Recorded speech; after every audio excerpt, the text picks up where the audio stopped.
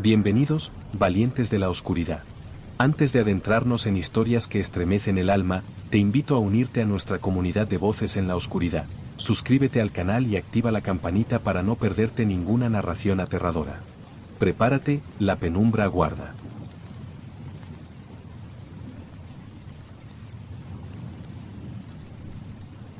Aquel verano me mandaron con mi tío Óscar a un pueblo en mitad de la provincia, perdido entre colinas polvorientas y casas bajas con tejas hundidas por el tiempo. Mis padres necesitaban espacio, y eso, para un chico de 14 años, solo significaba sentirse un estorbo. La casa de mi tío era grande, vieja y mal ventilada. Tenía un porche lleno de plantas secas, una radio que solo funcionaba cuando le pegabas un golpe, y una nevera que hacía más ruido que un coche en ralentí. La habitación que me asignaron estaba en la planta baja, justo al lado de una puerta cerrada con candado oxidado. Era el único acceso al sótano, o eso decía mi tío. Me advirtió que no lo abriera. Que estaba mal cimentado, que era peligroso. Lo dijo sin mirarme a los ojos, como si repitiera una excusa ya muchas veces dicha. Los primeros días fueron normales. Calor agobiante, siestas forzadas, desayunos largos. Me pasaba las tardes sentado en el porche, escuchando grillos y viendo pasar coches que nunca se detenían. Pero la tercera noche, escuché algo. Un golpe seco, justo detrás de la pared que compartía con la puerta cerrada. Me levanté. Acerqué el oído. Nada. Esperé unos minutos. Otro golpe. Más sordo. Como si algo se hubiera caído desde una altura muy corta. No dije nada. Al día siguiente, le pregunté si había algo vivo ahí abajo. Me dijo que no. Que solo trastos viejos. Pero no lo dijo con convicción. Más bien con resignación.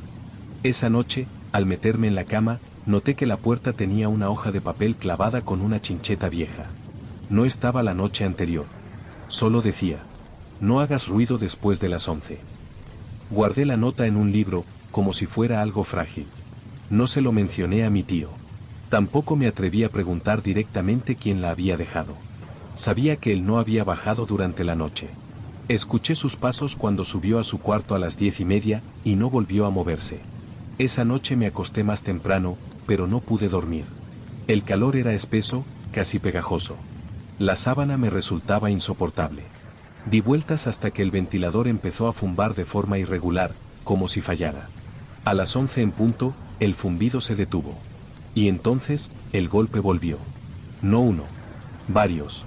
Secos. Rítmicos. Como si alguien caminara sobre tierra húmeda. Provenían del otro lado de la puerta cerrada. Me quedé quieto, sin mover un músculo. Cada sonido venía seguido por un silencio absoluto. Pero al poco, empecé a notar otra cosa. No un ruido, sino un olor. Terroso, húmedo, ligeramente metálico. No podía venir de fuera. Venía de abajo. Al día siguiente, me levanté antes que mi tío. Revisé el pasillo. La hoja de papel seguía en el suelo, arrugada por el aire del ventilador. Volví a colocarla donde estaba. Fijándome mejor, vi que por debajo de la puerta salía una línea fina de tierra. No polvo. Tierra húmeda, como si el sótano respirara por esa rendija. Pensé en buscar la llave del candado. No lo hice. Pero esa noche, justo a las 10:59, me quedé sentado en la cama, esperando. Y al sonar las 11, los pasos volvieron. Esta vez subieron un peldaño. Solo uno. Y entonces, la hoja de papel se cayó por sí sola. Como si hubiera terminado su advertencia. Pasé todo el día evitando mirar la puerta. Salí al campo, caminé por los márgenes del pueblo, y me quedé largo rato en el bar, tomando un refresco tibio y mirando cómo las moscas hacían círculos lentos sobre los vasos. Nadie hablaba mucho allí. La gente me saludaba con un gesto seco, pero sus ojos se deslizaban hacia mi espalda cuando pasaba. Como si supieran dónde me estaba quedando. Como si supieran que la casa de mi tío no era solo una casa. Esa noche, mi tío se acostó antes de lo habitual. No bajó a cenar. Me dejó una nota escrita en un papel de cocina. Si oyes algo, no respondas. Y sobre todo, no enciendas la luz. Me pareció exagerado. Pero no pude evitar pensar en ello mientras apagaba las luces y me metía en la cama. A las 11 en punto, como siempre, comenzaron los sonidos. Un golpe. Otro. Y luego, un crujido. Como si la madera de la puerta sufriera presión desde dentro. Me quedé inmóvil. Pero esta vez, algo cambió. El pestillo del candado hizo un clic. No fue un sonido violento. Más bien suave. Como si alguien lo hubiese liberado con una llave que encajara perfectamente. Me levanté sin pensarlo. Fui al pasillo. La puerta seguía cerrada. El candado aún colgaba, pero ya no estaba cerrado. Bastaba con quitarlo. No lo hice. Volví a la cama. Pero no dormí. A las 3:12 de la madrugada, un objeto cayó al suelo. Me levanté de un salto. Era el candado. Estaba en el centro de la habitación. Y tenía tierra fresca entre los dientes metálicos. No se lo conté a mi tío. No se lo conté a nadie. Tiré el candado en el cubo de basura esa misma mañana, enterrándolo entre latas de conserva y una esponja mohosa. Intenté seguir con el día como si nada hubiera pasado. Pero la puerta del sótano parecía más presente que nunca. No se abría sola. No se movía. Pero ya no necesitaba hacerlo para hacerse notar. Ese día no fui al pueblo. Me quedé encerrado en el cuarto, sin hablar, sin escribir, sin leer. Solo mirando la puerta desde la cama, esperando algo que no sabía si quería evitar o enfrentar. A las 10 de la noche, mi tío bajó. Lo escuché caminar despacio hasta el pasillo. No dijo nada. Se quedó largo rato frente a la puerta. Luego golpeó 1, 2, 3 veces la madera con los nudillos. No para abrir. Solo para avisar. Como si dijera, sigo aquí. Después volvió a subir las escaleras, y no lo oí más. A las 11 en punto, la casa entera pareció contener el aliento. No hubo pasos. No hubo golpes. Solo el mismo olor a tierra mojada. Más fuerte. Más insistente. Y algo más, un leve sonido, como uñas rasgando yeso. Fui hasta la puerta. Toqué el pomo. Estaba tibio. Demasiado tibio. Cuando quité la mano, vi que mis dedos estaban manchados. No de polvo. No de barro. Era algo más oscuro. Como si la madera hubiera estado sangrando por dentro. No volví a tocar esa puerta. Al final del verano, me marché sin despedirme. Mi tío me escribió una carta unas semanas después. Era corta. Escrita con su letra apretada y temblorosa. Solo decía: si algún día oyes que llaman desde abajo, no contestes. Pero quédate cerca. A veces, lo que hay ahí no quiere salir. Solo necesita que alguien escuche. Y desde entonces, cuando algo golpea las paredes de mi memoria, cada vez más cerca de la medianoche, me limito a quedarme quieto. Sin encender la luz. Y sin mirar la puerta del trastero, que cruje exactamente igual.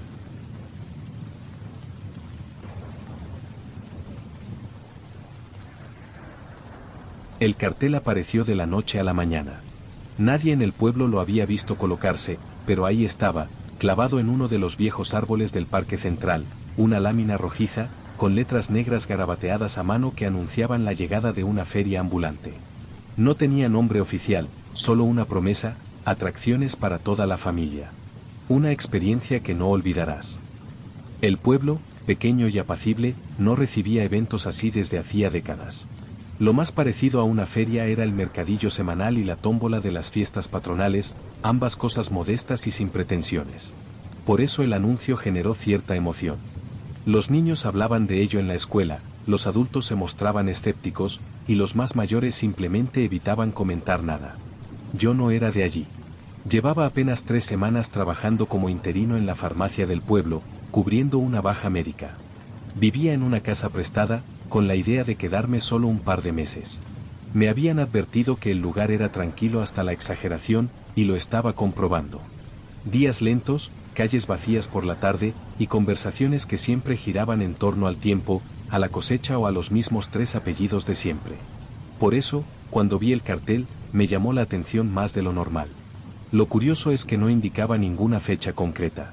Solo decía: a partir de la próxima luna nueva, y lo acompañaba un dibujo infantil de una carpa de circo con luces colgantes y un rostro sonriente en el centro, con ojos demasiado grandes y una mueca curva que no sabía si era una sonrisa o un gesto de dolor. Esa noche, al llegar a casa, lo comenté con la vecina del frente, una mujer mayor que me traía comida de vez en cuando.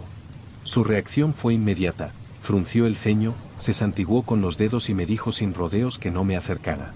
Esa feria no es para nosotros, dijo. No lo fue la última vez. Y no lo será esta. Intenté que me explicara más, pero se negó. Solo repitió que, si escuchaba música por la noche, cerrara las ventanas y no mirara por ellas. Pensé que eran supersticiones locales. Aún así, tomé nota mental. La feria apareció 3 días después, justo cuando cayó la luna nueva. No llegó con camiones ni con ruido. Simplemente estaba allí una mañana, ocupando el campo vacío junto a la antigua estación de tren. Nadie la había visto montar. Nadie la oyó llegar. Era pequeña, desproporcionada. Una carpa roja que parecía más grande por dentro que por fuera, un tío vivo que giraba solo, aunque no había nadie montado, y una rueda de la fortuna sin góndolas, donde colgaban luces blancas que parpadeaban sin ritmo. Lo más inquietante era que no se oía a nadie. Ni trabajadores, ni risas, ni música. Solo un leve zumbido, como el que se escucha en los postes eléctricos. Aún así, la gente comenzó a acercarse al caer la noche. Yo fui por curiosidad, acompañado por 2 chicos del pueblo con los que había entablado cierta amistad. Uno de ellos, Rubén, parecía entusiasmado. El otro, Marcos, iba más por inercia que por ganas. Cruzamos el prado y llegamos a la entrada sin portón. Un cartel colgaba torcido de una cuerda. Entrada libre.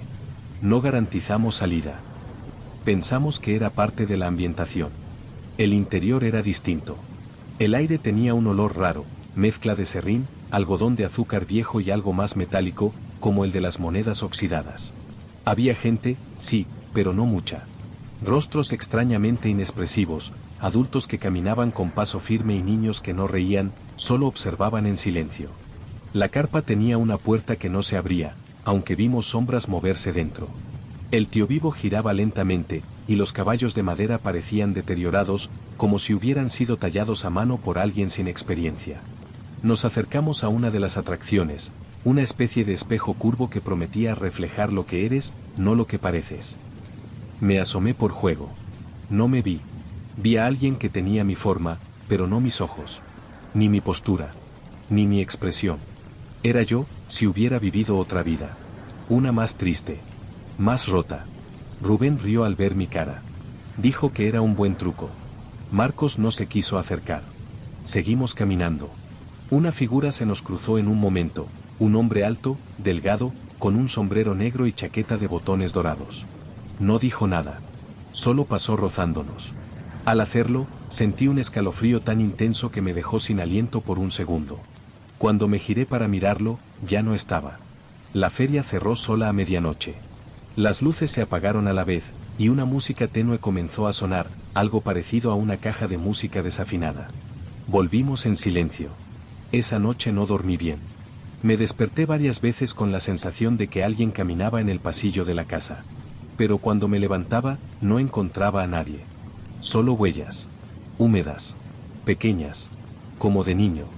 Al día siguiente, el pueblo amaneció como si nada hubiera ocurrido. Los periódicos locales no mencionaban la feria.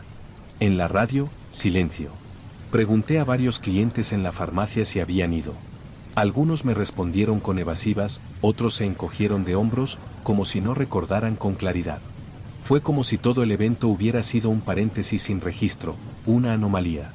Pero yo lo recordaba perfectamente. Y no era el único. Rubén vino a verme al anochecer, con la cara más pálida de lo normal. Había perdido el apetito y no lograba dormir. Me confesó que llevaba todo el día sintiéndose observado, incluso dentro de su propia casa. Me mostró algo que me dejó sin palabras, una marca rojiza en el hombro, como un sello circular. Dentro, una espiral imperfecta, grabada en la piel como si hubiera sido quemada sin fuego. Me lo noté esta mañana, me dijo. No me duele, pero desde entonces, escucho algo. No sé cómo explicarlo. Como si me susurraran el nombre de alguien que no conozco. Intenté convencerlo de ir a urgencias, pero se negó. Estaba asustado. Me pidió que, si él no volvía a aparecer, no fuera a buscarlo. Esa noche, la feria volvió a encenderse. Sin anuncio, sin aviso. Esta vez no fui. Me encerré en casa, bajé las persianas, apagué las luces, tal como me había aconsejado la vecina. Pero a medianoche, volvió la música. Esa misma melodía descompuesta, esa caja de música desafinada que parecía salir desde el fondo de la tierra. Fui al pasillo con una linterna. Las huellas estaban ahí de nuevo. Más pequeñas esta vez. Y más numerosas. como si varios niños hubieran caminado en círculos dentro de la casa, sin abrir puertas ni ventanas. Al día siguiente, Rubén había desaparecido. Fui a su casa. La puerta estaba cerrada con llave por dentro. No había señales de violencia. Solo su móvil en la mesa del salón, aún encendido. Y sobre la almohada, cuidadosamente colocada, una entrada de feria. La misma que nunca vimos repartirse la primera noche. Lo reportaron como desaparecido. Pero nadie parecía escandalizado. Como si el pueblo supiera que eso podía pasar. Como si, en el fondo, lo esperaran. Marcos dejó de responderme. Me evitaba. Finalmente, lo abordé cuando salía del supermercado. Se notaba demacrado, nervioso. Me rogó que no insistiera. No es solo una feria, me dijo. No viene de fuera. Sale de aquí. La atraemos. Nosotros la encendemos. Le pregunté qué quería decir con eso. No lo entiendes porque eres nuevo, susurró. Pero tú también la estás alimentando. Ya te eligió. Intenté sonsacarle más, pero se fue corriendo. Lo seguí hasta la iglesia del pueblo, pero no entró. Simplemente desapareció detrás del campanario. Cuando fui a buscarlo, no había rastro. Esa tarde, decidí que debía irme. Hice la maleta, hablé con la farmacéutica titular para cancelar mi contrato y compré un billete de tren. El último salía a las 11:15 desde la estación abandonada, ahora reactivada por algún motivo. Llegué con antelación. Pero cuando miré el reloj en el andén, algo me inquietó profundamente. Las agujas estaban detenidas en las 12, sin moverse. Miré a mi alrededor. Y vi la carpa. Estaba ahí. En el mismo andén. No como atracción. No como decorado. Sino como si la estación se hubiera convertido en parte de la feria. La música empezó a sonar. Pero esta vez no desde la distancia. Esta vez venía de dentro de mí. Como si la hubiera escuchado antes. Como si la hubiera compuesto yo. Me paralicé frente a la carpa, como si mis piernas hubieran olvidado cómo moverse. El andén, que antes me parecía un lugar seguro, neutral, se transformó en algo opresivo, ajeno. El aire se volvió denso, y la luz de los faroles se tiñó de un tono rojizo imposible, como si alguien hubiera colocado un filtro sobre la realidad. La entrada de la carpa estaba abierta esta vez. Dentro, una penumbra espesa. Nada se movía, pero se percibía la sensación de que algo me esperaba. Una respiración contenida en cada tela tensa, en cada cuerda colgante, en cada sombra agazapada tras la lona. No quise entrar. Me giré hacia la taquilla para pedir ayuda, pero ya no estaba. Ni la estación. Ni el tren. Ni siquiera el banco donde había estado sentado minutos antes. Estaba solo, rodeado de carpas vacías, de atracciones silenciosas y figuras inmóviles que parecían hechas de cera y tiempo detenido. Entonces apareció el hombre del sombrero. El mismo que había rozado mi brazo la primera noche. Se detuvo a pocos metros.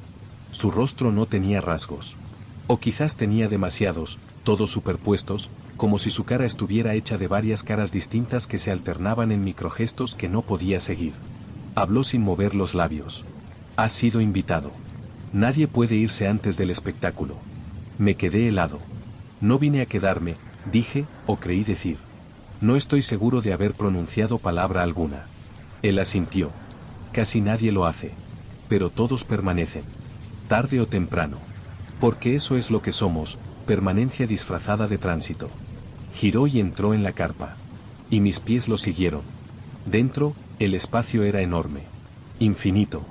Una pista circular iluminada por focos amarillos que no colgaban de ningún sitio. Bancos de madera deteriorados donde se sentaban figuras inmóviles. Parecían espectadores, pero no se movían. No respiraban. Solo estaban allí, observando sin ver. En el centro de la pista había un espejo. Solo uno. Una superficie vertical, sostenida por dos pilares dorados, rodeada de velas encendidas. Me acerqué, con los sentidos embotados. No oía mis pasos. No sentía mi piel. Cuando estuve frente al espejo, entendí. No me devolvía mi reflejo. Me devolvía mi vida como la habrían visto otros. Los errores, magnificados. Los momentos de dolor, repetidos en bucle. Las decisiones cobardes, congeladas. Era yo, pero visto desde todos los ángulos posibles. Incluyendo los que nunca había querido reconocer. Vi rostros que había olvidado. Personas que había perdido. aquellos a quienes decepcioné, aquellos que ya no existían. Y entre todos ellos, vi a Rubén y a Marcos. Ambos estaban allí, detrás de mí, dentro del espejo, mirando como si esperaran que me sumara. Como si supieran que yo era el siguiente. Sentí una mano sobre mi hombro. Era el hombre del sombrero. Solo falta una decisión. Participar o resistir. Pero recuerda, nadie resiste para siempre. Intenté apartarme, pero no podía. Como si mis pensamientos estuvieran atados al cristal. Como si mi voluntad se resquebrajara. Me vi avanzar hacia el espejo. Un paso. Otro. Y entonces recordé a la vecina. Sus palabras. Cierra las ventanas. No mires. Cerré los ojos. Me aferré a la idea de que todavía podía elegir. Y grité. No con la voz. Grité desde dentro. Un acto de ruptura. Un rugido que me sacó del trance. Cuando abrí los ojos, la carpa estaba vacía. El espejo, roto. El hombre del sombrero, ya no estaba. Solo yo, de pie en mitad de un círculo de tierra batida. Y una entrada de feria sobre el suelo. Con mi nombre. Y una fecha, hoy. Medianoche. No regresé a casa esa noche. Ni al hostal, ni a la farmacia, ni a ningún lugar donde hubiera un espejo. Caminé por el pueblo hasta que amaneció, evitando reflejos, sombras, charcos. No confiaba en nada que pudiera devolverme una imagen, porque ya no estaba seguro de quién era realmente. Cuando el sol comenzó a salir, la feria había desaparecido. Como si nunca hubiera estado allí. El campo junto a la estación volvía a ser tierra y maleza. Ninguna carpa, ninguna atracción. Solo huellas en la hierba, marcas circulares en el suelo, y el silencio. Pensé en irme ese mismo día, pero algo me lo impidió. Durante las siguientes jornadas, traté de volver a mi rutina, si es que aún podía llamarse así. Atendía la farmacia con gestos mecánicos, comía sin hambre y dormía mal. Tenía la constante sensación de que algo me observaba, no desde fuera, sino desde dentro de mí. Como si una parte de mí no hubiera salido nunca de la carpa. Fue entonces cuando empecé a verlos. Personas del pueblo. Gente que conocía. Clientes. Vecinos. Todos, de vez en cuando, mostraban un gesto breve que no encajaba.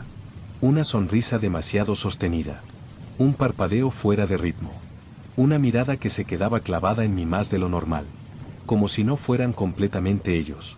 Como si dentro de cada uno de ellos hubiera algo más. Algo de allí. Y lo peor fue que yo también empecé a hacerlo. La primera vez fue en el espejo del baño, pestañeé y mi reflejo no me siguió. Tardó medio segundo en imitarme. Luego lo hizo. Como si se hubiera distraído un momento. La segunda vez, en la farmacia, cuando una clienta me pidió ibuprofeno y le entregué paracetamol sin pensarlo. Al mirarla, juraría que por un instante tenía los ojos de Rubén. Y la tercera, la más clara, al despertarme una madrugada, me encontré de pie frente a la ventana, sin recordar haberme levantado. Sostenía en la mano una entrada de feria. No sabía de dónde la había sacado. Era nueva. Brillante. Olía a madera y pintura fresca. Desde entonces, entendí lo inevitable. La feria no viene de fuera. No llega en camiones ni se arma con operarios. La feria brota de las personas que ya están marcadas, como un hongo silencioso que florece cuando la mente está lo suficientemente erosionada. No se trata de una feria maldita. Es un reflejo. Una manifestación de todo aquello que no enfrentamos. De las versiones de nosotros que evitamos mirar. De las decisiones que dejamos en suspenso. Es un carnaval de máscaras, y tarde o temprano, todos nos quitamos la nuestra. Hoy es mi último día aquí.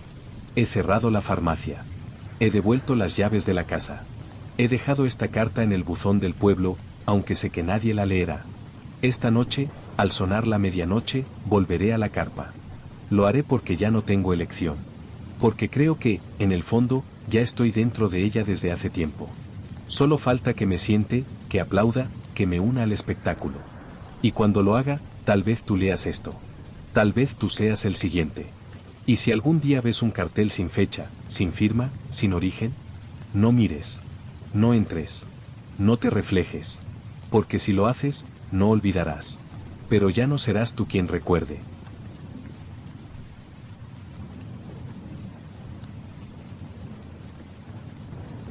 Llegué al pueblo de San Elías un martes de lluvia fina, con una maleta pequeña y una carta de asignación temporal del ministerio. Era mi primer destino como maestro rural.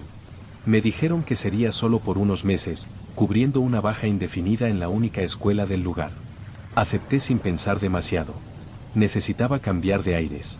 Lo que no sabía era cuánto iba a cambiar todo. El pueblo no era más que una hilera de casas de piedra y tejados mohosos que bordeaban una carretera estrecha. A un lado, colinas cubiertas de matorrales. Al otro, la iglesia. Alta, solitaria, con un campanario que dominaba la vista como un dedo acusador. Fue lo primero que vi al llegar, y lo último que dejé de mirar al entrar en la casa que me habían asignado. La escuela era sencilla, apenas 2 aulas y una sala de profesores que olía a humedad. Los niños eran educados, tranquilos. Demasiado tranquilos. Me sorprendió que no se rieran, no se pelearan, ni hicieran preguntas fuera de lugar. No había bullicio. Solo respuestas breves y miradas bajas. Como si supieran algo que yo no. La primera vez que oí las voces fue al tercer día, al anochecer. Había salido a dar un paseo por el pueblo. La luz se estaba apagando tras los montes, y el aire comenzaba a enfriarse. Me detuve frente a la iglesia, que se alzaba silenciosa. No había misas. Nadie entraba ni salía. Pero su campanario me pareció extraño. Entonces lo escuché. Un murmullo. Débil. Sibilante. Como varias voces hablando al mismo tiempo, en un idioma que no reconocía. Venía de lo alto, desde la torre. Me quedé inmóvil, intentando discernir alguna palabra, pero no lo conseguí. Duró unos segundos. Luego, silencio. Al día siguiente, lo comenté con uno de los alumnos mayores, durante una actividad. ¿Saben algo sobre el campanario?, pregunté, con tono informal. El niño, de unos 12 años, se quedó muy quieto. Luego me miró con unos ojos muy serios y dijo: «No hay que hablar de eso, señor». ¿Por qué? Porque las voces se escuchan cuando uno las nombra. Me quedé en silencio. La respuesta no era de un niño. Era de alguien que había sido instruido a temer. Esa tarde fui al archivo de la escuela, buscando información sobre el pueblo. Encontré apenas un par de carpetas viejas, con documentos desordenados. Nada relevante. Pero en una hoja amarillenta, entre apuntes sobre reformas y profesores anteriores, alguien había garabateado una frase en lápiz. La torre no está vacía. Esa noche no pude dormir. A cada rato miraba por la ventana hacia la iglesia. La lluvia golpeaba el cristal, y el pueblo parecía sumido en un letargo espeso. Pero a las 3 en punto, las voces regresaron. Esta vez más claras. Más cercanas. Me levanté y abrí la ventana con cuidado. El campanario no tenía luz. Sin embargo, una silueta oscura se recortaba contra el cielo. Alguien, o algo, estaba allí arriba. Quieto. Mirando hacia mí. No pude ver su rostro. Solo sentí que mis pensamientos dejaban de ser míos por unos segundos. Que algo se colaba en mi mente, escarbando, removiendo recuerdos viejos, nombres, errores. Cerré la ventana de golpe. Y juro que, justo antes de hacerlo, las voces dijeron mi nombre. No salí de casa en todo el día siguiente. Fui a la escuela, sí, porque debía mantener las apariencias, pero pasé cada hora con una sensación opresiva en el pecho, como si algo invisible me estuviera apretando desde dentro. Los niños me miraban de reojo, como si supieran lo que había visto. Como si ellos también lo escucharan, pero hubieran aprendido a callarlo. Después de clase, le pregunté a la directora, una mujer seca llamada Martina, si el campanario todavía funcionaba. Me miró durante unos segundos sin responder, y luego dijo: «Está clausurado. Desde hace años. Nadie sube». «¿Por qué?», insistí. Ella bajó la vista hacia unos papeles, fingiendo revisar algo. «Por seguridad. Las escaleras están inestables. Mejor no piense más en eso». La conversación terminó ahí. Esa noche no llovió, pero el viento soplaba con fuerza. Cerré bien las ventanas y apagué todas las luces temprano. Me acosté sin cenar. A las 3 en punto, las voces regresaron. Más nítidas. Más dirigidas. No era solo murmullo. Eran frases fragmentadas, como pensamientos pronunciados al oído. Algunas palabras reconocibles, otras que parecían pronunciadas al revés. Una voz más grave que las demás decía mi nombre una y otra vez, hasta que la habitación entera pareció contraerse alrededor de ese sonido. Me tapé los oídos. No sirvió. Entonces la escuché con claridad. Una frase única, precisa, dicha por una voz que sonaba igual a la de mi madre. Sube y recuerda. Salté de la cama, helado. No sabía qué pretendía hacer. Quería huir. Quería gritar. Pero no podía moverme.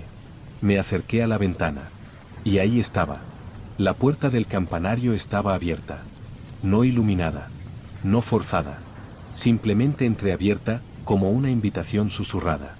A la mañana siguiente, decidí contarle a alguien. Acudí al único bar del pueblo, regentado por un hombre llamado Eloy. Le había comprado tabaco y café varias veces, y me pareció lo suficientemente sensato. Me senté con él y le hablé del campanario, de las voces, del nombre que habían dicho. No me interrumpió.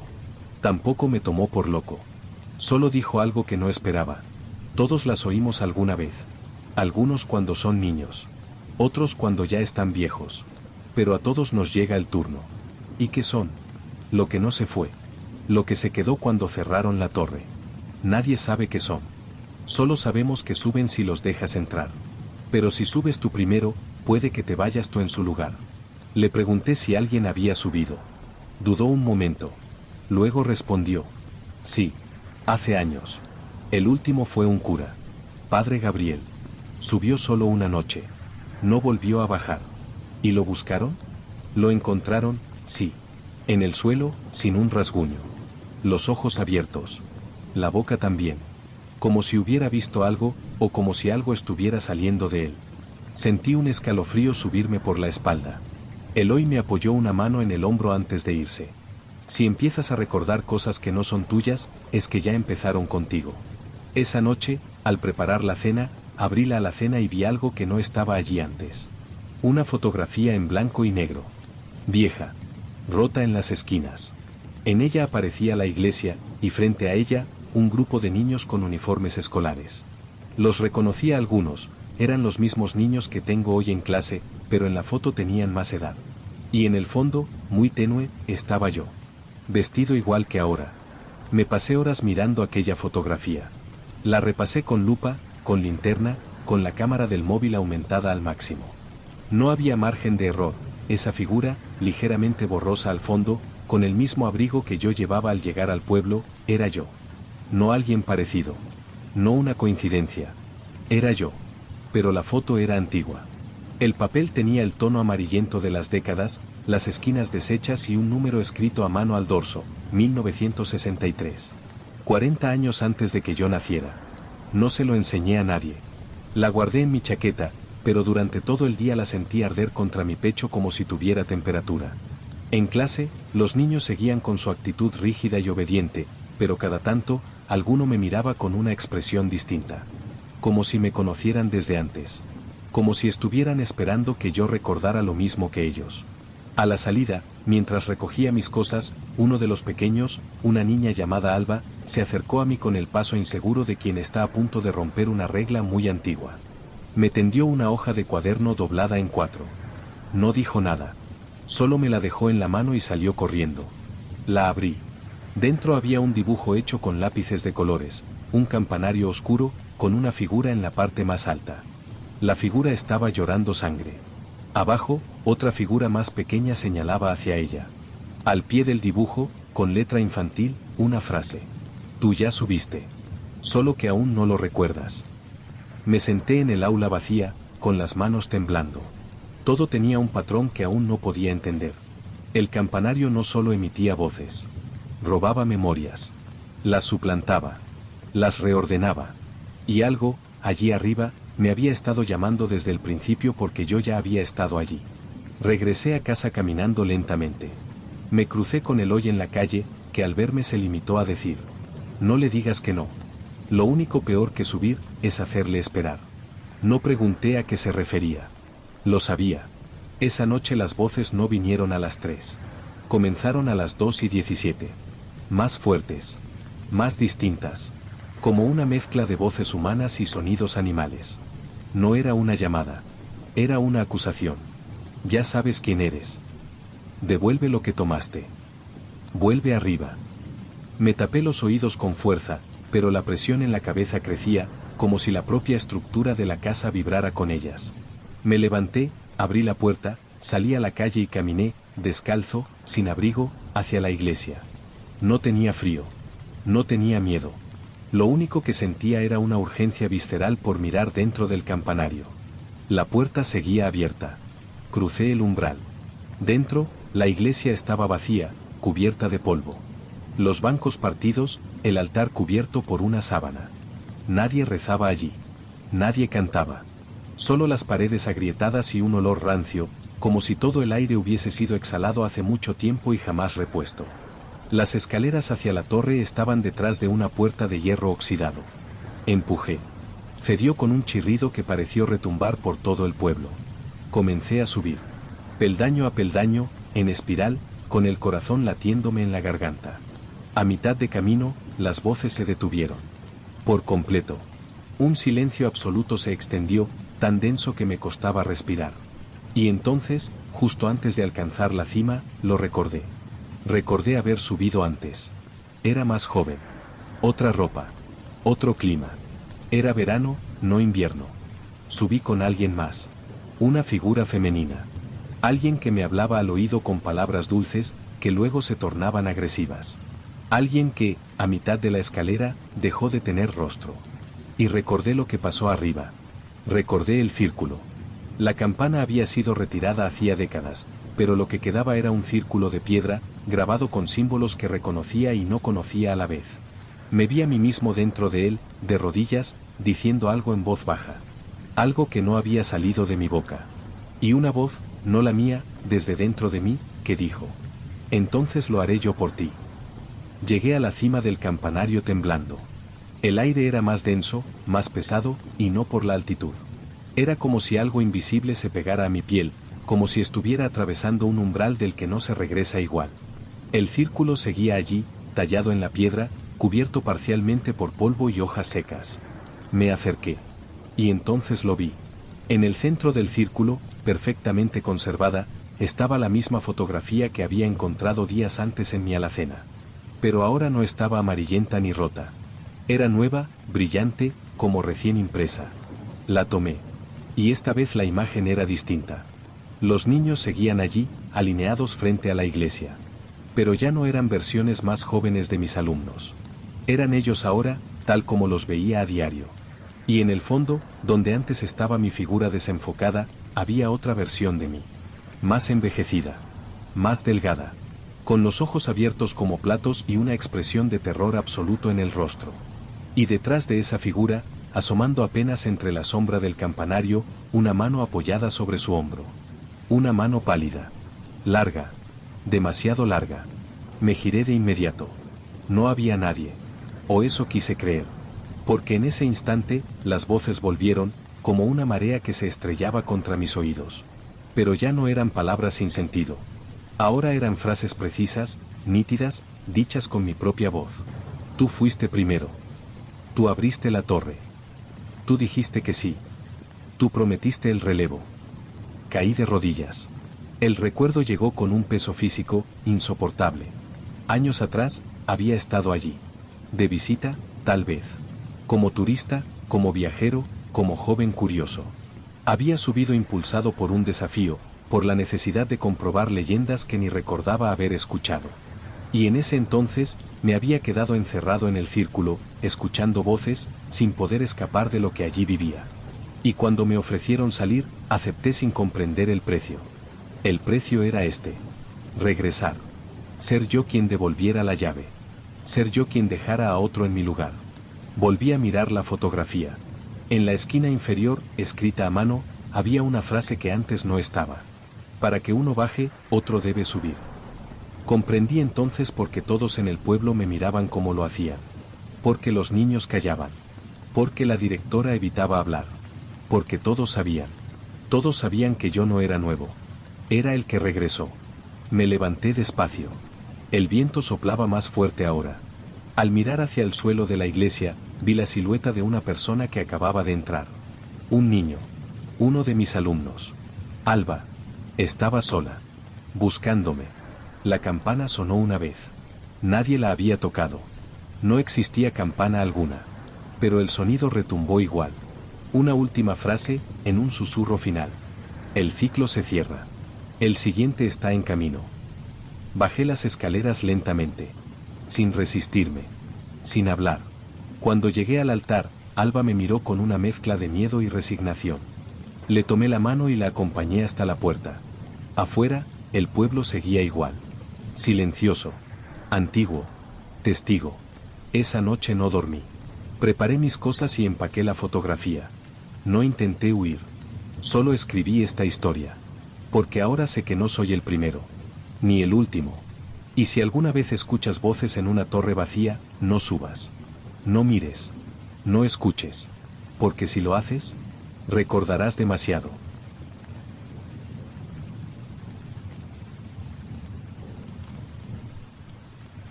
No lo vi la primera vez que llegamos. El río, quiero decir. Desde la carretera principal solo se notaban unos árboles más densos a la derecha, y una pendiente cubierta de hierba salvaje que descendía hacia un valle estrecho. Fue el casero quien nos habló de él, en esa forma ligera y despreocupada que tienen algunos lugareños al referirse a lo que no se dice abiertamente. Dijo que estaba un poco apartado, que era bonito pero traicionero, y que, si éramos de andar por el campo, mejor evitáramos acercarnos después del atardecer. Mi pareja y yo nos mudamos allí buscando tranquilidad. Llevábamos meses en una ciudad que nos agotaba, compartiendo un apartamento que parecía reducirse a medida que la rutina lo llenaba de silencios incómodos. El anuncio de aquella casa rural nos pareció una especie de salvación. Tenía espacio, buena luz, una cocina amplia y un pequeño jardín que daba a la ladera. Era lo que necesitábamos. Durante los primeros días todo fue perfecto. El pueblo era pequeño pero hospitalario. La gente nos saludaba al cruzarnos, aunque sin demasiada efusividad, y parecía mantenerse ocupada con sus propios asuntos. Era fácil acostumbrarse a la calma, al olor de la madera quemándose por las mañanas, a los perros ladrando a lo lejos, a la niebla que subía desde los valles como si respirara. Tardamos casi una semana en bajar hasta el río. Fue una tarde de domingo, cuando el tiempo todavía era suave. Seguimos un sendero oculto entre los matorrales, y poco a poco la vegetación fue cambiando.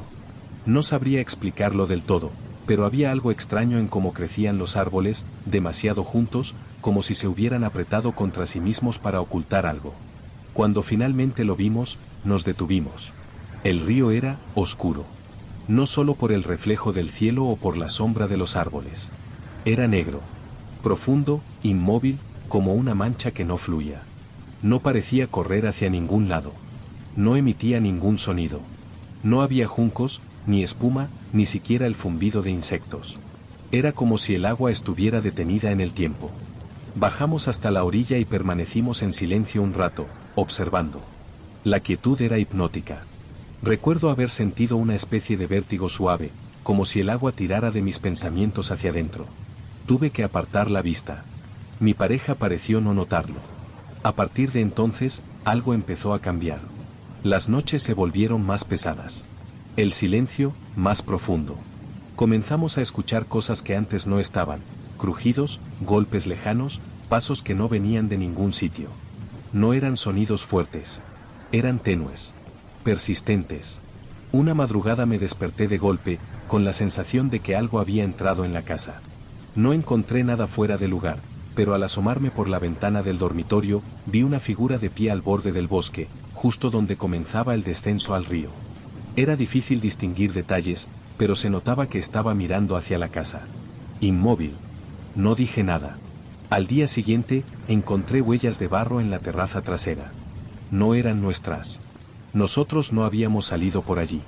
Eran alargadas, desiguales, y no parecían seguir un camino lógico.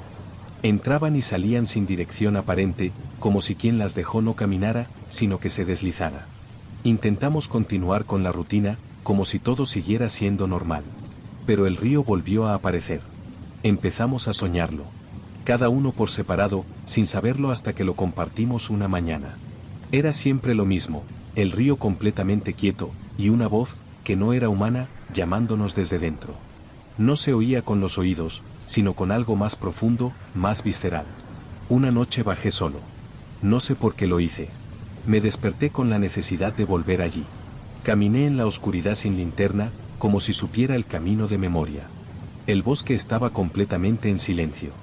Ni un insecto, ni un ave. Ni siquiera el viento. Cuando llegué a la orilla, me quedé de pie frente al agua. No me moví. No pensé. No tuve miedo. El río ya no era solo negro. Era profundo en otra forma, como si no tuviera fondo. Como si al mirarlo demasiado tiempo, pudiera caer dentro de él sin mover un solo músculo. Y entonces escuché algo. No con los oídos. Con la piel.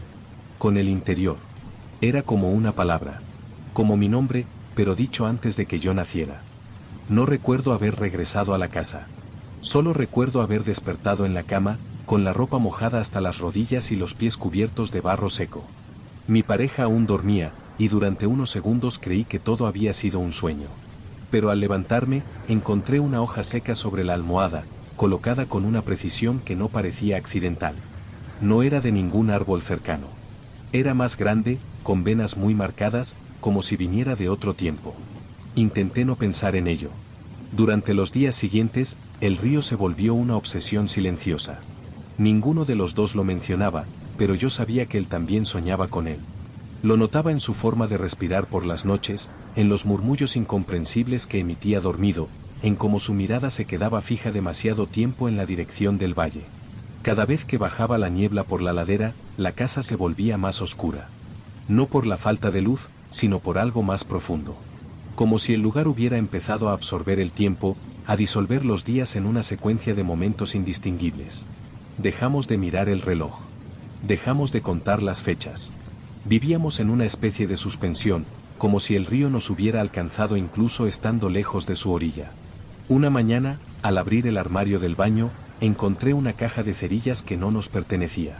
Tenía un logotipo desconocido, una línea ondulada cruzando un círculo negro. Dentro, solo una cerilla. Una sola.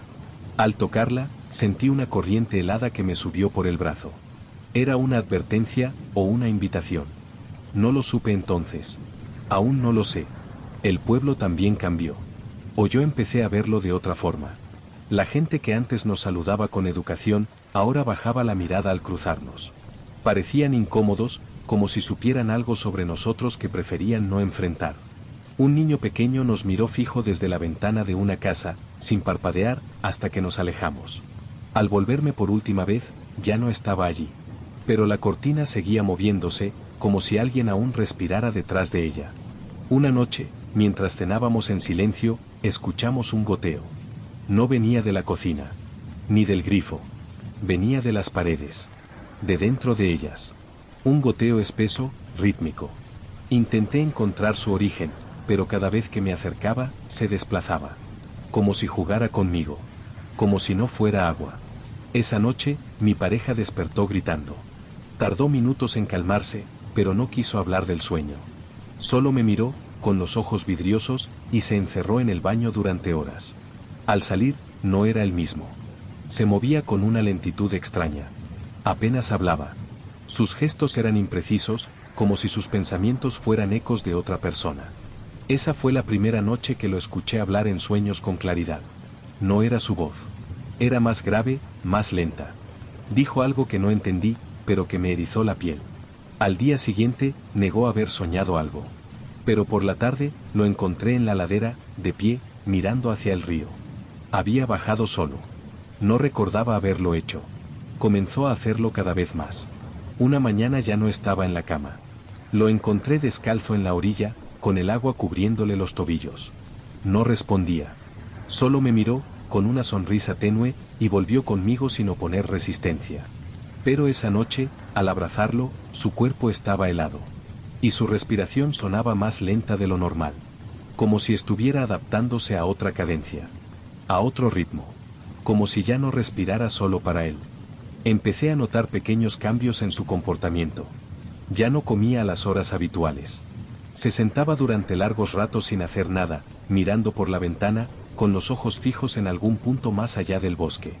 A veces murmuraba cosas para sí mismo, palabras apenas audibles, pero con un tono diferente. Como si recitara algo aprendido, algo antiguo. Una noche, mientras dormía, lo escuché hablar en un idioma que no conocía. No era una lengua que pudiera identificar, ni siquiera se parecía al murmullo de los sueños habituales. Era más estructurado. Como una oración repetida muchas veces, con cadencia exacta, con pausas precisas. La repetía entre suspiros, con una voz que no era suya. Durante el día, todo parecía volver a la calma. Pero cada vez que intentaba hablarle sobre lo que ocurría, desviaba el tema. Decía que necesitaba estar solo. Que quería bajar al río. Que le parecía hermoso. Me hablaba de su quietud, de lo limpio que era el reflejo del cielo en su superficie, como si se hubiera enamorado de algo allí. Una mañana encontré su ropa doblada junto a la puerta. Pensé que había salido a caminar. Pero al salir al jardín, noté que había huellas que llevaban hasta la ladera. Corrí hasta el borde del bosque y lo vi, otra vez, en la orilla del río. Estaba completamente desnudo, dentro del agua, con los brazos abiertos y los ojos cerrados. El agua le llegaba a la cintura. La corriente seguía inmóvil. Al llamarlo, no reaccionó. Me acerqué, pero justo cuando di el primer paso dentro del agua, sentí un rechazo inmediato, visceral. Como si una fuerza invisible me empujara hacia atrás. No había viento, ni corriente, ni ruido. Solo una presión sobre el pecho, sobre la piel.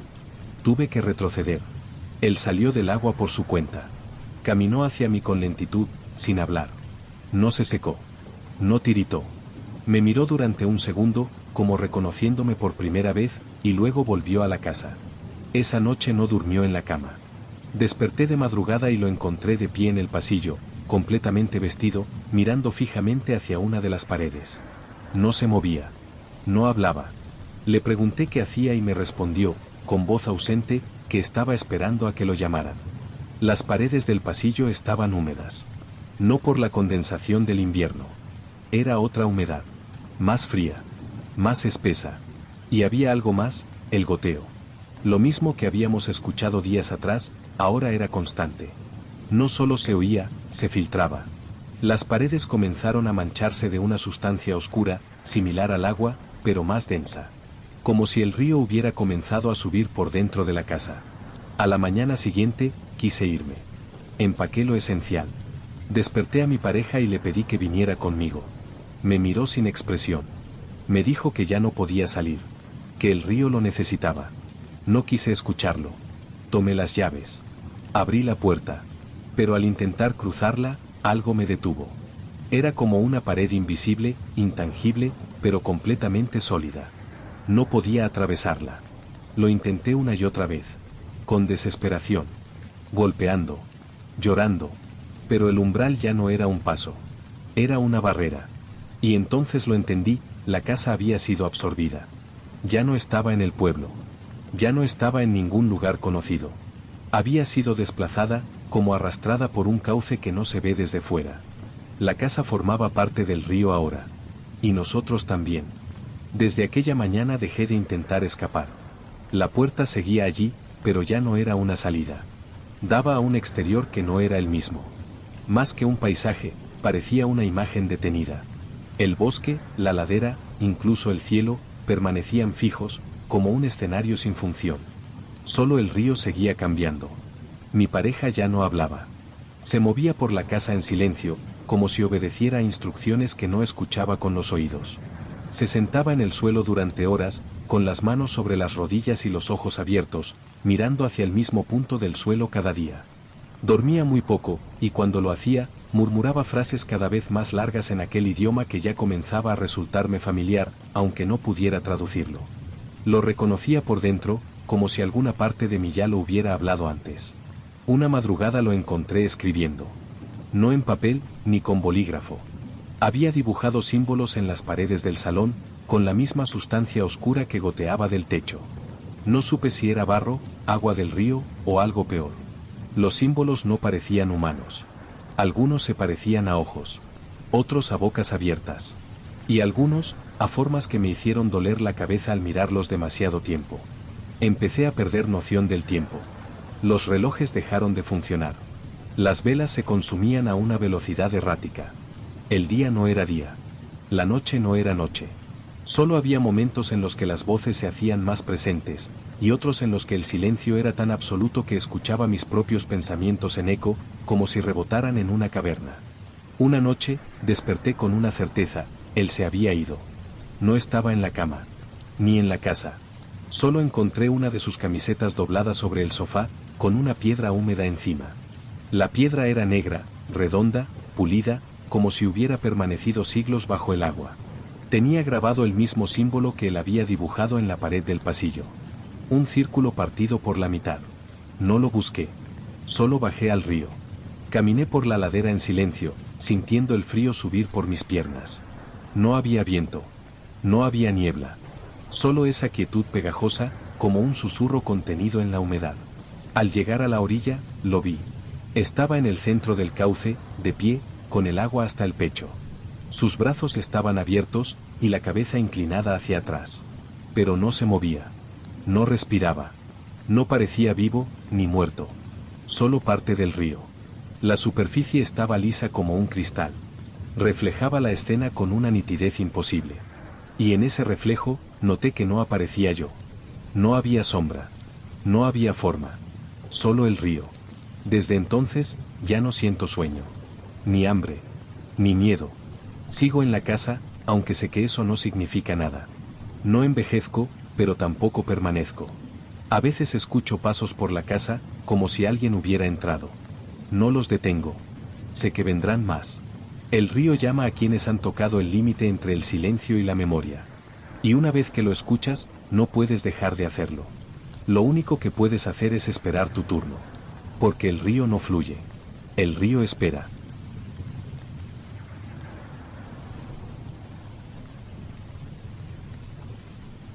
Fue el invierno más frío que recuerdo. El tipo de invierno que hace crujir las ventanas incluso cuando no hay viento, que convierte el aliento en una presencia tangible dentro de casa. El pueblo se quedó casi incomunicado tras la gran nevada de enero. Las carreteras se cerraron, la electricidad fallaba por las noches y el único supermercado abría apenas unas horas al día. Nos acostumbramos a la quietud forzada, al hielo en los cristales y al sonido sordo de los copos cayendo sin cesar.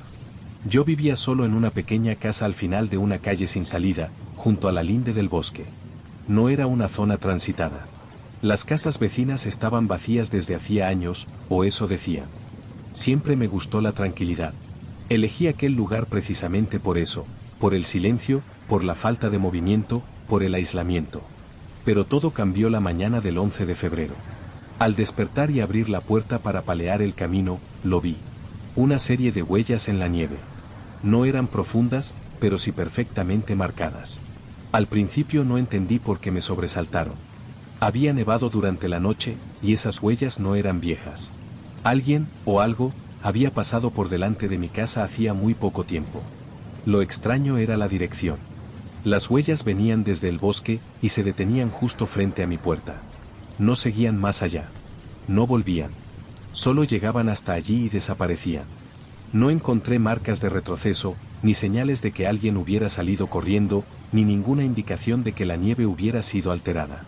Solo un rastro recto y limpio que terminaba en el umbral de mi casa. Me quedé de pie observándolas, con la pala apoyada en el hombro, sintiendo que algo no estaba bien, aunque no pudiera explicarlo con palabras. Las huellas eran alargadas. No exactamente humanas. No encajaban con botas comunes ni con pisadas de animales. Cada paso tenía una forma curva en la parte delantera, como si los dedos hubieran arrastrado ligeramente la nieve. Y lo peor, no eran simétricas. El pie derecho era más largo que el izquierdo. No se lo conté a nadie. En parte porque no tenía a quien contárselo, y en parte porque temía que, al hablarlo en voz alta, aquello se volviera más real. Esa noche, dormí mal. Tuve sueños sin forma, como fragmentos de escenas que no recordaba al despertar, pero que me dejaban el cuerpo tenso, como si hubiera estado corriendo. Al levantarme a beber agua de madrugada, vi que la puerta del porche estaba abierta. No forzada. Solo abierta, como si alguien la hubiera empujado con suavidad. No había marcas en el suelo. Solo una brisa helada entrando desde la oscuridad. Volví a cerrarla. Me convencí de que la había dejado mal cerrada. Me repetí eso hasta quedarme dormido. Al día siguiente, las huellas estaban de nuevo. Esta vez no terminaban en mi puerta. Se curvaban hacia la parte trasera de la casa. Seguí el rastro, palpitando por dentro. Rodeé la vivienda con cuidado, pisando sobre las marcas para no alterar la nieve. Al llegar al jardín trasero, encontré la última huella justo frente a una de las ventanas. La del dormitorio. No había otras. Como si la figura que las dejó se hubiera quedado allí quieta durante la noche, observando a través del cristal. Y luego, nada. nada más. Ese fue el momento en que empecé a sentirme observado. No era paranoia. Era una presencia sutil. Algo que se notaba en el ambiente, el aire más denso en ciertas habitaciones, la electricidad estática en los pasillos, la sensación de que algo invisible se quedaba quieto cada vez que me giraba. No había ruido.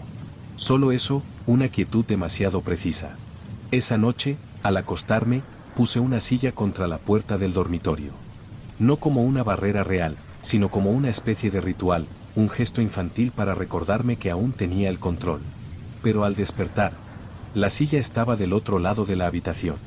Y en el suelo, justo a los pies de la cama, había nieve derretida. Me quedé quieto largo rato, observando el pequeño charco a los pies de la cama. No me atreví a tocarlo. Sabía lo que era. Nieve fundida. Agua helada que se había derretido lentamente durante la noche, empapando la alfombra de forma irregular. No había más huellas. No había rastro hacia la puerta ni hacia las ventanas. Solo ese círculo húmedo, como si alguien, o algo, hubiera estado de pie allí durante horas, mirándome dormir. Pasé el resto del día encerrado, sin saber qué hacer. No quería salir. No quería hablar con nadie. Las paredes me parecían más delgadas que nunca, como si no me protegieran de lo que hubiera fuera o dentro. No encendí la televisión. No puse música. Cada ruido, por leve que fuera, me hacía girar la cabeza. El crujido de la madera. El goteo del fregadero. Incluso el sonido apagado del viento entre los árboles tenía una textura distinta, como si alguien lo imitara. Esa noche me senté frente a la ventana del salón, con la lámpara apagada. Quería ver si las huellas regresaban. Esperé durante horas, envuelto en una manta, mirando el blanco perfecto que cubría el exterior. Todo estaba en calma. Demasiado en calma. Y entonces, justo después de las 3 de la madrugada, aparecieron. No surgieron de golpe. Tampoco vi a nadie. Simplemente, estaban ahí. Primero una. Luego otra, unos pasos más allá. Y después, una línea de huellas que cruzaban el jardín lentamente, dirigiéndose una vez más hacia mi casa. Y esta vez, no se detuvieron en la ventana del dormitorio. Dieron la vuelta. Fueron directamente a la puerta delantera. Me levanté sin pensar y corrí hacia ella. La cerradura seguía echada. El pomo, helado. No abrí. No me atreví. Me quedé allí, con el oído pegado a la madera, escuchando mi propia respiración acelerada, y otra más. Una que no venía de mí. Al otro lado de la puerta, alguien, algo, respiraba lento y profundo. No se movía. No golpeaba. Solo respiraba. Como si quisiera que supiera que estaba allí, como si se alimentara de mi reacción. Y entonces, esa respiración se detuvo de pronto. No porque se hubiera alejado, sino como si quien la emitía ya no necesitara hacerlo. Pasé el resto de la noche sentado con la espalda contra la puerta. Al amanecer, salí con cautela. Las huellas aún estaban allí, perfectamente marcadas. Pero esta vez no iban hacia el bosque. Iban hacia otra casa. Una que, según todos, llevaba años abandonada. La casa contigua, donde nunca se veían luces, ni movimiento, ni siquiera una cortina movida. Seguí el rastro con una mezcla de ansiedad y resignación. Quería respuestas. Necesitaba saber. Las huellas terminaban en la parte trasera de esa casa, justo frente a un ventanuco tapiado. Allí, en el centro del cristal cubierto de escarcha, había una marca. Una mano. No una impresión nítida, sino una especie de quemadura. Como si la temperatura hubiera subido bruscamente en ese único punto y fundido el hielo. Los dedos eran largos, irregulares. Demasiado largos. Me fui de allí sin mirar atrás. Esa noche encontré algo bajo la cama. Un objeto que no era mío. Pequeño, metálico, oxidado. Una llave. No sabía de qué era. No encajaba en ninguna cerradura de la casa. Tenía un número grabado, 5, nada más. La guardé en el cajón de la mesilla sin saber por qué. Pero en lo más profundo de mí, entendí algo sin necesidad de razonarlo. Esa llave no me pertenecía. Me estaba siendo devuelta. Desde que encontré aquella llave, las cosas se intensificaron. El frío dentro de la casa ya no era el mismo que afuera. Era un frío diferente. Más profundo. Más denso. No era cuestión de calefacción. Lo sentía en los huesos, en la lengua, en la parte baja de la espalda cuando me sentaba demasiado tiempo sin moverme. como si la temperatura no bajara, sino que penetrara, instalándose dentro de mí. Las huellas regresaban cada noche, siempre con el mismo patrón. Aparecían pasadas las 3 de la madrugada, recorrían los alrededores de la casa en silencio y se detenían frente a una ventana distinta. Nunca golpeaban. Nunca intentaban entrar. Pero se quedaban ahí, durante horas, como si estuvieran esperando que yo lo hiciera. Una noche, por puro agotamiento, no resistí. Abrí la puerta. No había nadie. Solo el aire más quieto que había sentido en mi vida. El tipo de silencio que hace ruido. La oscuridad del bosque se abría frente a mí como una boca. Y las huellas, marcadas con claridad en la nieve fresca, se alejaban en dirección contraria a la habitual. No iban hacia el bosque, ni hacia la casa abandonada, sino hacia el centro del pueblo. Las seguí. Con el abrigo apenas abrochado y las botas sin atar, caminé bajo la luz tenue de los faroles cubiertos de escarcha. Todo parecía dormido. Ni un perro. Ni un coche. Solo las huellas, avanzando con una regularidad imposible. Como hechas por una máquina. O por algo que no necesitaba equilibrio. Cuando llegué a la plaza, las huellas se dividieron en 2 direcciones. Unas seguían recto. Otras se torcían hacia la derecha, donde se encontraba la vieja capilla cerrada desde hacía décadas. Me incliné para observarlas mejor. Y entonces me di cuenta, eran diferentes. Las que seguían recto eran como las que había visto siempre. Pero las que giraban tenían algo extraño. Cada pisada era más grande, más profunda. Como si lo que caminara con ellas se hubiera hecho más pesado. O más, real. Las seguí hasta la capilla. La puerta de madera, que llevaba años cerrada con cadenas oxidadas, estaba entreabierta. No había marcas de forzado. Las cadenas estaban en su sitio, colgando. Pero la puerta, simplemente estaba abierta. Como si alguien las hubiera desenganchado y vuelto a colocar después. Entré. El interior olía a madera podrida y cera antigua. No había bancos, ni imágenes. Solo polvo y una oscuridad que parecía pegarse a la piel. Caminé despacio hasta el altar, donde las huellas terminaban. Allí, en el suelo, alguien, o algo, había trazado un círculo con lo que parecía ser hollín o ceniza. Dentro del círculo, había una silla. Vacía, pero orientada hacia mí. Y colgando del respaldo, una fotografía. La tomé con manos temblorosas. Era una imagen en blanco y negro, de baja calidad, casi deshecha por la humedad. En ella se veía mi casa. No como estaba ahora, sino como fue hace décadas. Reconocí los marcos de las ventanas, el porche, el tejado sin reparar. Y en el umbral de la puerta, estaba yo. De pie. Con la misma ropa que llevaba esa noche. La fotografía se me cayó de las manos. Al agacharme para recogerla, noté algo en el suelo. Era otra llave. Más pequeña. De forma distinta. Sin número grabado.